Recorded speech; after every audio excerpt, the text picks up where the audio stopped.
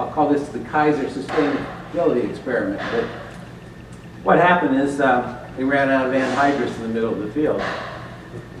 And with no nitrogen applied, they grew 150 bushel corn. That's pretty good. You know, they could go on the circuit and talk about growing corn, 150 bushel corn with no nitrogen because they're biological farmers. They are biological farmers, but they do use nitrogen. Where they applied the 200 pounds of N, they grew 240 bushel corn. That's 90 bushel more. That's economically sustainable, but there's more.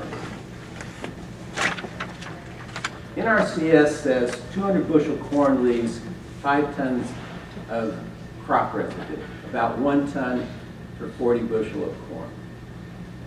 And corn stalks have a C/N ratio reported to be about 74 to 1. So that's a lot of carbon compared to the nitrogen. So if you have 10,000 pounds of organic matter, we'd have about 5,800 pounds of carbon there, and only about 80 pounds of nitrogen. And proper composting would require about a 30 to 1 ratio before we could expect the compost pile to really heat up. Therefore, the 5,800 pounds of carbon would require 193 pounds of N to compost properly. But there's only 80 pounds of N left in that fodder in the field.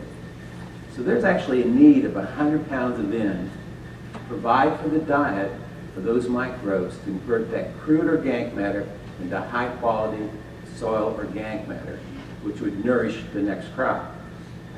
And Albrecht would say, the microbes eat at the first table. Now, people walk into fields and say, well, why aren't my stalks breaking down? Sometimes it's calcium, and sometimes it's this lack of nitrogen. And why isn't the organic matter building?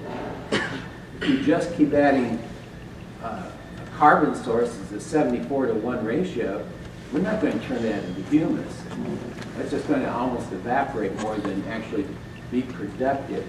So it's important that we use nitrogen to complete that composting process and feed the biology in that soil, just like we do any animal.